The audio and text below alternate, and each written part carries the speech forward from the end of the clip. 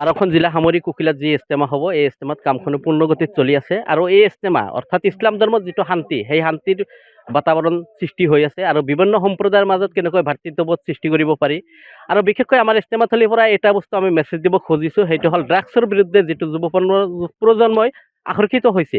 আমাৰ ইস্তেমাৰ পৰা এটা মেছেজ যাব, যিটো ড্ৰাগছটো কেনেকৈ আমি সমাজৰ পৰা নাইকিয়া কৰিব পাৰি সেইটো মানে এটা আমি পণ লৈছোঁ এই ইস্তেমাৰ পৰা সেই মেছেজটো দিম। লগতে আমাৰ আছে বাল্য বিবাহটো কেনেকৈ বন্ধ কৰিব পাৰি এই কাৰ্যটো এই ইস্তেমাথলীৰ পৰা দিম। লগতে তৃতীয়তে বিভিন্ন সম্প্ৰদায়ৰ মাজত ইছলামে কেনেকৈ শান্তি পায় বা কেনেকৈ ভাতৃত্ববোধ সৃষ্টি কৰিব পাৰে সেই বাণীটো আমি এই ইস্তেমাথলীৰ পৰা দিব পাৰিম।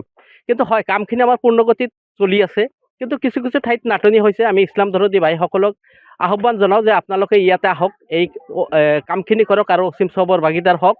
আমি এই আহ্বান জনাইছোঁ আৰু স্বতঃস্ফূৰ্তভাৱে বহুত মানুহ আহি আছে, কাম কৰি আছে, দান বৰঙণি কৰি আছে। তথাপি কামৰ কিছু নাটনি হৈছে। আমি সকলো মানুহক আহ্বান জনাওঁ, আপোনালোকে আহক আৰু কাম কৰক আৰু অসীম সবৰ ভাগি হওক।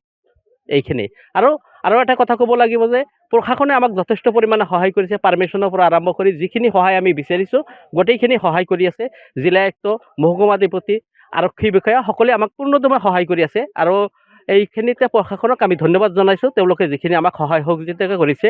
আৰু 5, 6 আৰু 7 ফেব্ৰুৱাৰীত যেতিয়া অনুষ্ঠিত হ'ব ইস্তেমা, এই ইস্তেমাত আমি ৰাইজ তথা প্ৰশাসনৰ সম্পূৰ্ণ সহায় সহযোগিতা আমি বিচাৰিছোঁ। আৰক্ষণ জিলা সামৰিক কুকিলাত যি ইস্তেমা হ'ব এই ইস্তেমাত কামখিনি পূৰ্ণগতিত চলি আছে আৰু এই ইস্তেমা অৰ্থাৎ ইছলাম ধৰ্মত যিটো শান্তি সেই শান্তিৰ বাতাবৰণ সৃষ্টি হৈ আছে আৰু বিভিন্ন সম্প্ৰদায়ৰ মাজত কেনেকৈ ভাতৃত্ববোধ সৃষ্টি কৰিব পাৰি আৰু বিশেষকৈ আমাৰ ইস্তেমাথলীৰ পৰা এটা বস্তু আমি মেছেজ দিব খুজিছোঁ, সেইটো হ'ল ড্ৰাগছৰ বিৰুদ্ধে যিটো প্ৰজন্মই আকৰ্ষিত হৈছে।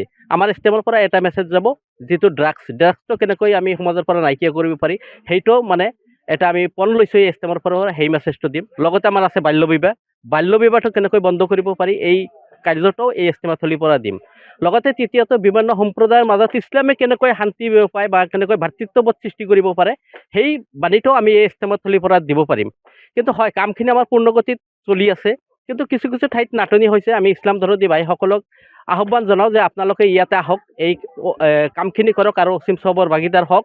আমি এই আহ্বান জনাইছোঁ আৰু স্বতঃস্ফূৰ্তভাৱে বহুত মানুহ আহি আছে, কাম কৰি আছে, দান বৰঙণি কৰি আছে। তথাপি কামৰ কিছু নাটনি হৈছে। আমি সকলো মানুহক আহ্বান জনাওঁ, আপোনালোকে আহক আৰু কাম কৰক আৰু অসীম সবৰ ভাগি হওক। এইখিনি আৰু এটা কথা ক'ব লাগিব যে প্ৰশাসনে আমাক যথেষ্ট পৰিমাণে সহায় কৰিছে। পাৰ্মিশ্যনৰ পৰা আৰম্ভ কৰি যিখিনি সহায় আমি বিচাৰিছোঁ গোটেইখিনি সহায় কৰি আছে।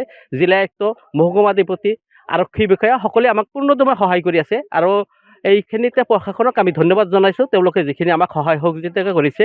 আৰু 5, 6 আৰু 7 ফেব্ৰুৱাৰীত যেতিয়া অনুষ্ঠিত হ'ব ইস্তেমা, এই ইস্তেমাত আমি ৰাইজ তথা প্ৰশাসনৰ সম্পূৰ্ণ সহায় সহযোগিতা আমি বিচাৰিছোঁ।